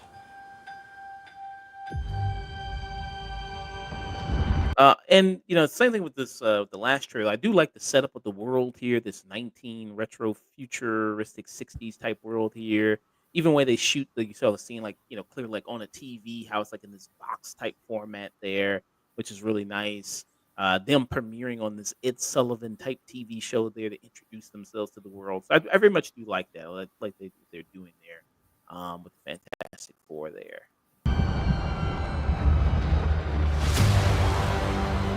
Are you the protectors of this world? Yes, we are. Your planet? And this is Julia Garner here, who people know in Ozark. So this is our first time taking a look at Silver Surfer here. We didn't get to take a look at them in the last trailer there as well. Very much similar to like kind of how Silver Surfer looked in Rise of the Silver Surfer, which I thought was also really done well. I mean, I don't really like that movie, but I thought Doug Jones as that, and then Lawrence Fishburne was the voice of the Silver Surfer. But that was probably the coolest effect of the movie was that. How do you think she looks? I think she looks great. I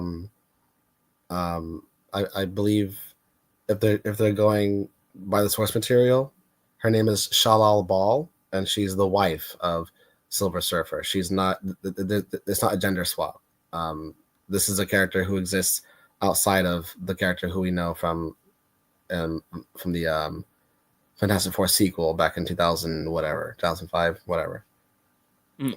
So it makes no sense for grown men to complain about this character because she's been around since 1960, since the 60s. So I think she looks great. I think she sounds great. Very similar sequence with Johnny. Did we get there yet? No, we didn't get there yet. Okay. Yeah. But yeah, go back a little bit. Yes, we are. I like how Pedro Pascal rereads like, wait, don't speak for me. Hold on. Like, what you mean? I'm the like. Yes, we are. He's like, wait, hold on. He's like, wait, hold on. Like, I ain't say all that now. I'm just, hey, man. No, we're not. No, not us. Your planet is now marked for death. Yeah, this scene right here. So we see that This scene is very reminiscent to Rise of the Silver Surfer. Chris Evans, Johnny Storm, pursues because he's the only one who can fly, and Silver Surfer, being stronger just easily kind of counteracts him, either whether it's catching him, turning off his powers, and then throwing him away, or him reaching and then just smacking him with the board.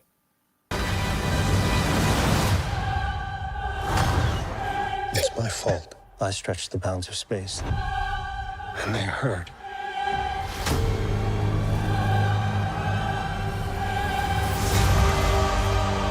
Are we safe? I don't know. What answer do you want to hear? I'm not giving up. And we still don't see Galactus fully in this trailer. We just see actual just feet and His feet. hands, things like that. We don't actually see his face or anything like that. And in the teaser, we got like the back of his head. Yeah, which I think is smart. Don't actually show him until you actually see the movie. I heard it's a miniature that they're using. Like they're filming it old school style. Like he's a miniature and like it's a close up. That they're like when they film it. They're like the same way they did like the original trilogy in Star Wars. A lot of miniatures, a lot of models that they went in and like shot close up. That's what I heard. Could be wrong. I think I did hear the same thing too. Yeah, so that's really great. Again, I love it. It's a practical effect. Yeah, which will look really good. Looks great. Face this together. We will. For some reason, that shot reminded me of something like from T2. Well, for sure, yeah. We will fight it together as a family.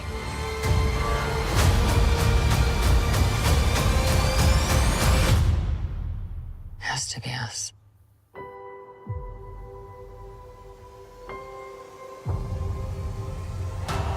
There, you actually, for the first time, see his actual stretching powers there, Reed. His powers and stretch. And you didn't get to see that in the last trailer. He was the only one who didn't show his powers. Yeah.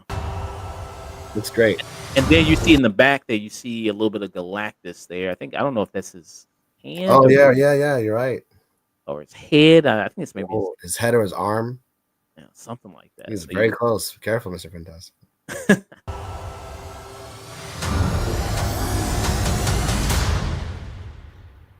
We will protect you.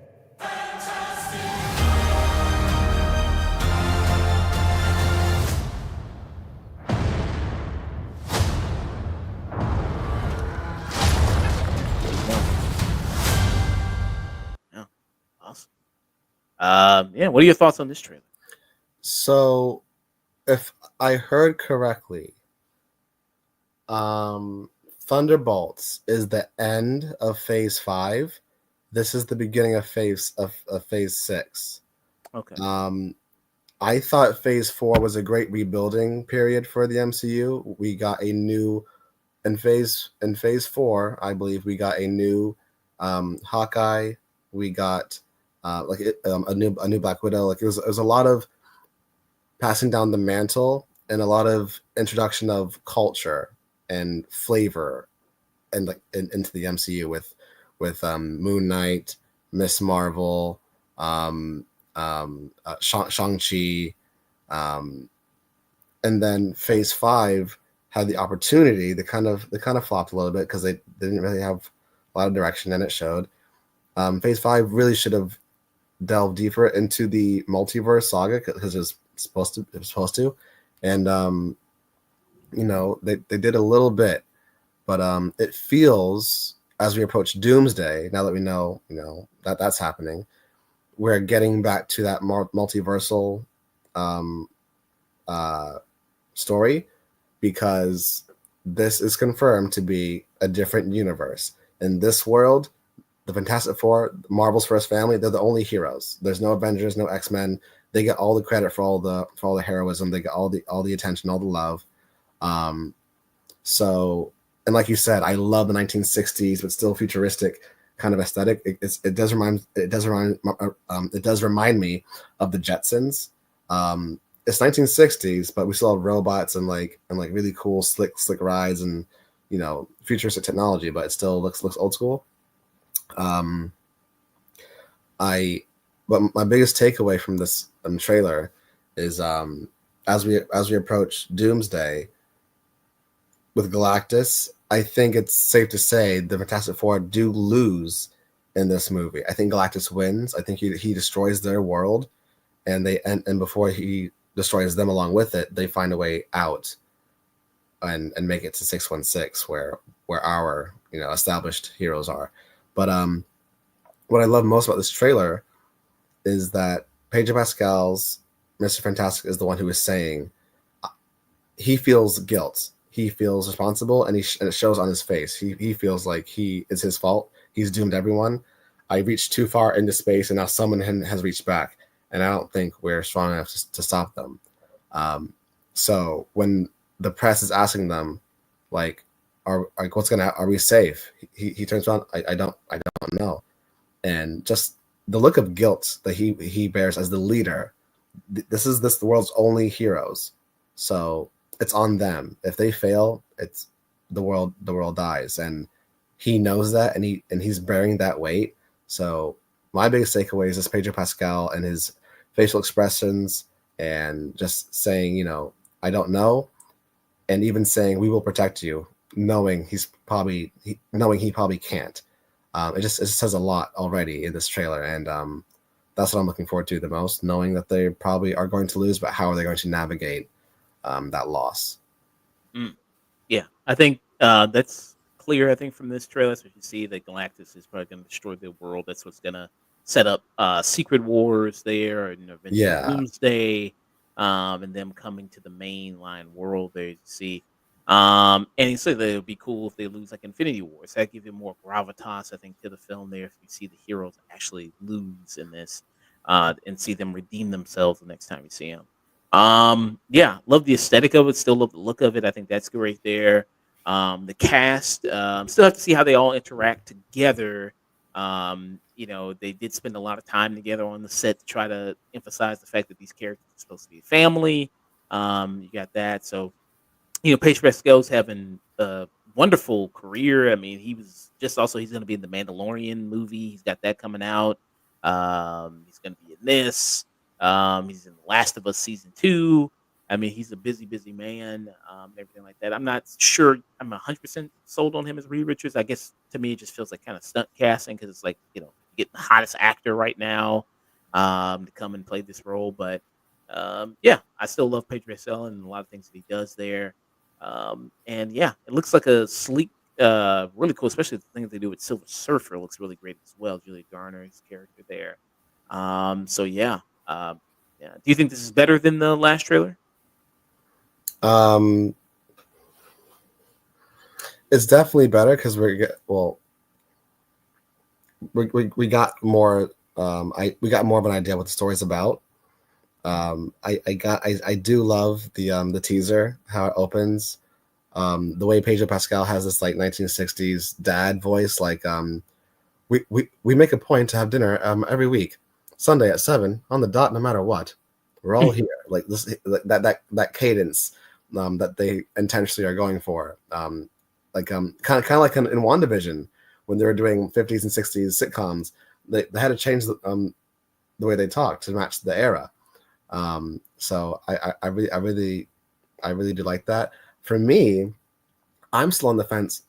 As much as I like him, I'm a massive fan. Joseph Quinn as Johnny Storm. I'm still waiting for. I know he's like the younger brother of Sue. And as the younger brother, he's the comedic relief of the group.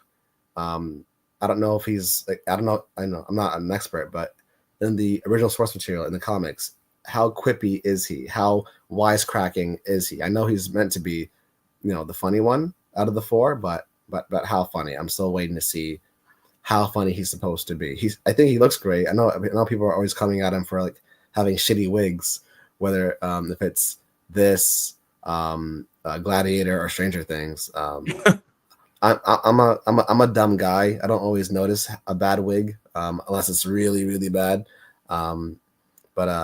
Yeah, I don't think Pedro Pascal is a industry plant. I think he's very talented, and I think every casting he's gotten has been deserved. Whether if it is Hollywood producers saying who's hot right now, Pedro Pascal, put him in everything. I think he's a very talented actor, and I think he looks, like I said, the expression on his face in this new trailer, I think is very Reed Richards, just the troubled genius, who's trying to yeah, like, we will protect you. Like, are we safe? I don't know. Like, and it's my fault. Yeah. Yeah. For me, I'm here for Pedro. I'm on the fence with Johnny Storm. Yeah, John Stone, Joseph Quinn there. I did like him in Gladiator. I thought he was pretty solid in Gladiator there. I didn't see it. Still haven't seen A Quiet Place Day One. I still He's a great actor. It's crazy. He was in one season of Stranger Things, and he blew up. And like the main cast, no one on the main cast has blown up in that way. He's in everything, and he's crushing it.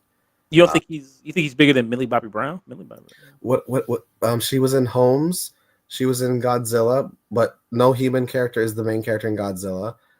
She was in Electric City. What else has she done? Oh, the Electric State, you mean? The The Electric City. Whatever. The Electric Company. The Electric State. What else has she done outside of Stranger Things? Yeah, that's pretty much. I mean, she's mostly done like Netflix stuff, like Netflix movies. Like there was the Holmes, and then Damsel. There was that movie. Yeah, Netflix movies. Compared to Joseph Quinn, he okay. Let's do it. A Quiet Place, Day One, with Lupita Nyong'o, Gladiator 2, Denzel Washington, Pedro Pascal, Pedro Pascal. Warfare. He was actually in Warfare. He was excellent in Warfare. It was excellent in Warfare. He's Johnny Storm here in the Marvel Cinematic Universe. He's gonna play George Harrison, my favorite Beatle, in the Beatles movie. Like, oh yeah, he has the Beatles movie coming out. Like, we can compare. Yeah, wow, yeah. He was in one season of Stranger Things, bro, and he's the shining star. That he has aura. He has too much aura. That's what I don't know how else to say it. It's crazy. He's the shining star from that show. He was in one season. So, like I said, I like Joseph Quinn, but yeah, we'll see how he does as Johnny Storm. I'm still waiting to see, because I'm a younger brother, and I think I'm the funny little brother. So I want to see Johnny Storm represent me in this. And he will be back in Avengers Doomsday, so he already get announced for that. Exactly. So what's Millie doing besides, Alona Holmes 3? She's gonna be. That's what she's doing. I haven't seen any of them. I don't have Netflix. So yeah. So July 25th, Fantastic Four there. First steps coming out. Hopefully this is good. I mean, they still haven't made a good Fantastic Four movie. We have still not gotten a good Fantastic Four movie, and nostalgia is really holding a lot of y'all back. They weren't good movies. They might have given you childhood memories, and Lawrence Fishburne, as it may have looked good visually, but the story, it was early 2000s comic books. A lot of them weren't great. A lot of them were very cookie cutter, paint by number. A lot of them were cheesy. This one feels like Doomsday. It feels like incursions. It feels like worlds colliding and ending. It feels like what exactly is going to lead into Doomsday. Like, yeah, this is definitely leading into Doomsday. Captain America, Brave New World. At the end, we're talking about reforming the Avengers. I have no doubt in Thunderbolts. Maybe Bucky says something about the Avengers. If Valentina Allegra de Fontaine is saying the Avengers are gone, maybe someone in the movie will ask, where are they? Well, we have a Cap. We have no Iron Man. Hulk is gone, and then we bring in She-Hulk. Thor's around, but yeah, Doctor Strange is AWOL, because they forgot Peter Parker. Maybe if someone says, "What about Spider-Man?" and they're like, "Yeah, right." No one knows how to contact that guy because they don't know who he is. But yeah, I feels like now they're kind of slowly but surely getting their way back to an actual plan for the MCU, because for a while it was a little aimless. Yeah. We'll definitely be there to review Fantastic Four. So that was all the trailers there. All right, we're gonna be heading out of here. Raiding somebody. The chill spot is on. I'll go ahead and give him a raid there. And yeah, do that. But before we leave there, Chris, let people know where they can find you. What you got going on? What you got coming up next, man? Once again, I am Chris of the Black Subs. You can follow us on Instagram, TikTok, Twitter, Blue Sky. I forgot about Blue Sky. That you can follow us there as well. I just oh nice. I just saw The Wedding Banquet today. I'm going to do a reaction to that, post it, and then next week I'm seeing Revenge of the Sith for its 20th anniversary. I cannot wait for that film. You know, I'm a millennial, child of the prequels. Like I cannot wait to see that in the big screen again and just relive the trauma. And just when I get to that fateful scene, I'm gonna hope Anakin make the right choice, do the right thing, please. He's not going to, because but like I can hope. But yeah, just be on the lookout for more. I'm watching the studio. I'm watching some TV as well. So yeah, just follow us and be on the lookout. Like and subscribe. Leave a comment. Thank you. Very nice. Are you gonna watch The Pit? I hear a lot of people. That's the new show that a lot of people raving about. The Pit. I might check it out. Again, because I'm a nerd. A lot of the television if it's not sitcoms like funny comedies like The Studio and Abbott Elementary, Shrinking, I'm probably watching like comic book stuff. So I do watch TV, but I'm not. I always kind of miss out on the hit shows people are watching, like Last of Us, The Pit, White Lotus. So yeah, but so some shows I do catch, like Game of Thrones. I watch Game of Thrones, Penguin. Like every now and then, The Boys, The Bear. There are some popular shows I do watch. I still have to watch The Bear season 3 and stuff. I am surprised. No one cares about Daredevil Born Again, bro.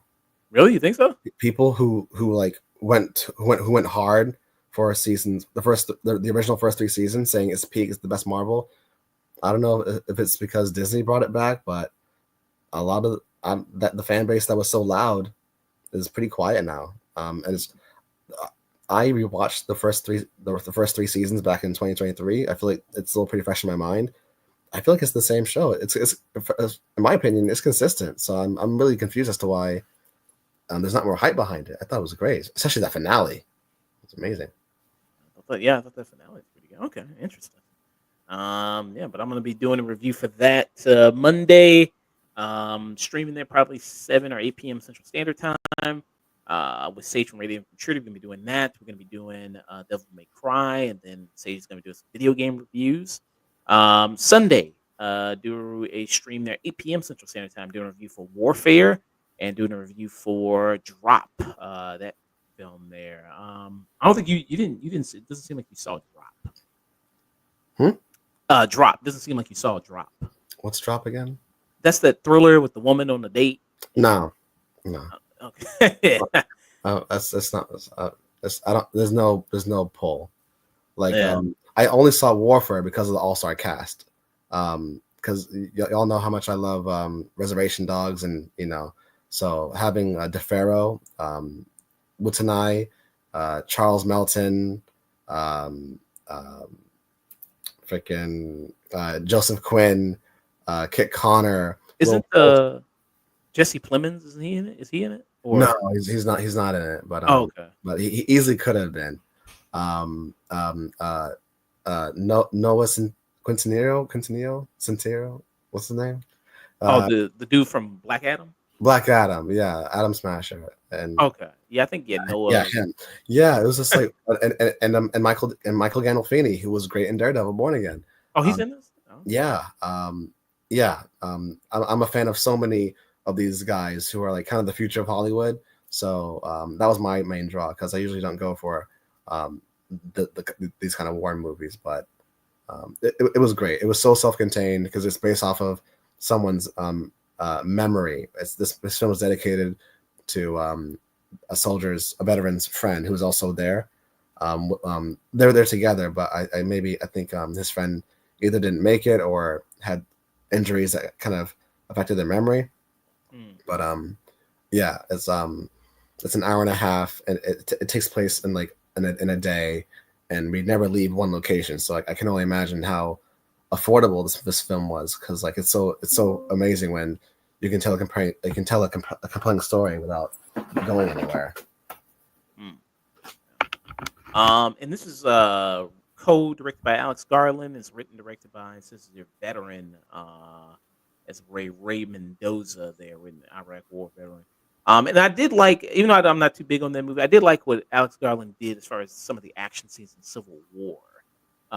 So it seems like he applies that again here to warfare. He does that. He's a good job at that. So there. So awesome. All right, I'm gonna go ahead and give Chill a raid there. Thank you, Chris, for showing up. Thanks to Javon Good. Thank you for the subscription there for 13 months. Thank you to Stokes there. Javon Good, he's watching Set It Off. Set It Off is really good. I like that. Set It Off there. I do enjoy that movie a lot. Yeah, Jada Pinkett Smith used to be in a lot of those movies back in the day. Very nice there. So hey everybody, thank you so much. Take care and stay tuned.